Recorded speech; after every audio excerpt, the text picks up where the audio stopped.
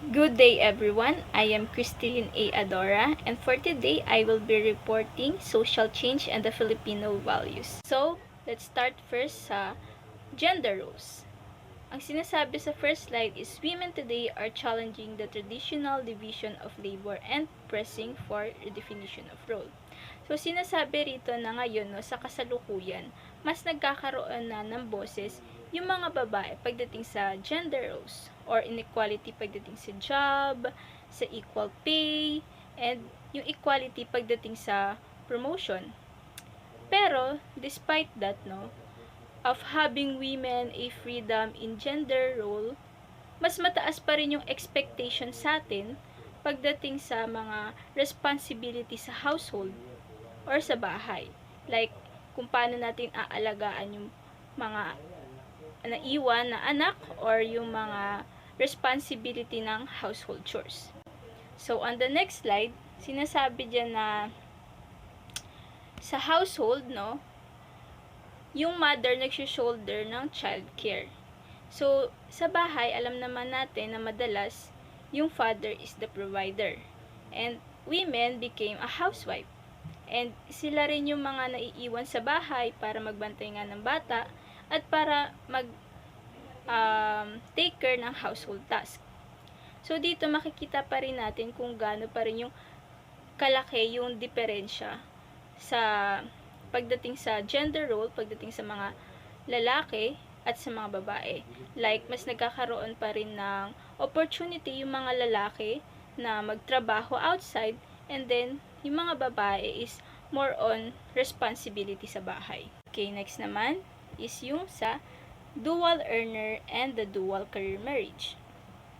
So, sa dual earner, sinasabi dito na yung parehas na mag-asawa sa isang bahay is parehas sila nakakapag-provide financially sa anak nila at sa household. Sabi dito na nagkakaroon ng conflict between the dual earner. So, bakit nga ba? Sinasabi na nagkakaroon ng conflict between the dual earner is because nawawalan sila ng time with their family and their children. And then yung familial function na sinasabi nila like emotionally and mentally support sa mga bata and also with their husband. And also yung isa pang conflict na nakikita dito is yung pagkawala ng oras sa isa't isa. At isa pa sa nabanggit is yung na hindi nakakapunta sa mga events na special occasions, so kaya nagkakaroon ng conflict between the dual earner. Next naman is yung sa dual career.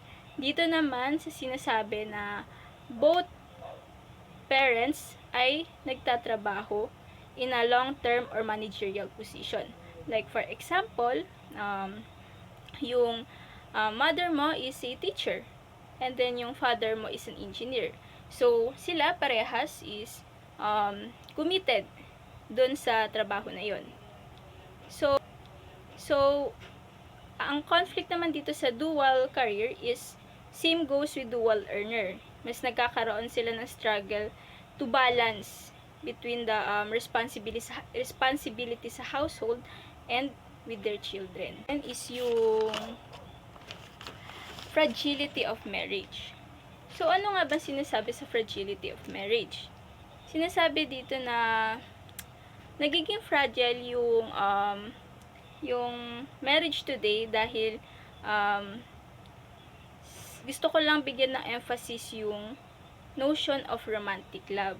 Sinasabi na yung modern marriage ngayon, kaya siya nagiging fragile is because dahil nawawalan ng emotional support yung isang partner. So, 'di ba nga katulad ng nasabi ko kanina, nakikita natin na yung father is the provider and the mother is on the household.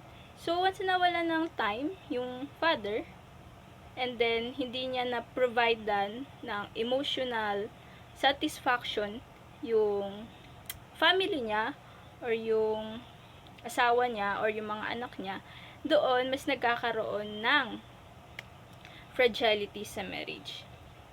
And then, on the second slide naman, so, alam naman natin na dito sa Pilipinas is napaka-crucial ng marriage. Like, kahit na kung gaano ka-importante sa atin yung marriage. Kasi sobrang family-oriented nga natin. So, dito no, nakikita rin na yung mga Filipino families na marami na ding naghihiwalay. It's because of, yun nga, minsan nakikita na rin natin sa mga balita, like sa mga Filipino celebrities. Like, for example, diba, nawawalan sila ng, nagiging fragile yung marriage nila is because of others, yung isa, hindi napupunan yung emotional satisfaction nung iba. And then, minsan, diba, umahantong siya sa cheating, wherein yung iba naghahanap ng emotional support sa ibang tao kasi hindi nila nararamdaman yun sa tao na nakakasama nila sa bahay. Wherein, hindi dapat natin siya i-encourage. So, hindi natin i-justify na porket nawalan ka ng emotional support sa asawa mo, is maghahanap ka ng emotional support sa ibang tao. So, ayun. Next naman is yung solo parenting and other emerging structures. So, sa solo parenting naman, dito, makikita natin na makikita natin kung ano yung mga dahilan kung bakit nagkakaroon ng solo parenting. No? So, dito sinasabi, kaya may mga solo parenting dahil sa first is yung marital separation, migration, illegitimacy, and adoption. So, sinasabi dito, no, kaya nagkakaroon ng solo parenting, like halimbawa, for example, yung isa sa family mo or isa sa parents mo is ng ibang bayan, halimbawa, si mother, nag-decide na mag-OFW, and then ang natira na lang sa bahay is si father, nagiging solo parenting siya kasi siya na lang yung tumatayo doon sa household nyo. So, yun yung ibig sabihin ng solo parenting sa migration. Next naman is sa marital separation. Ayan. Katulad na nabanggit ko kanina, once naging fragile yung marriage, yung dalawa, and then napag-decide ng both parents na maghiwalay, magiging solo parenting na siya it's either sa mother mo or sa father side mo. Ayun. Next is yung illegitimacy. Dito naman sinasabi natin, no, like halimbawa, yung mother mo is nagkaanak sa father mo, pero hindi sila kasal. So, ikaw, illegitimate child ka nila, pero nga lang, hindi siya basbas ng simbahan. Okay? Next is yung sa adoption.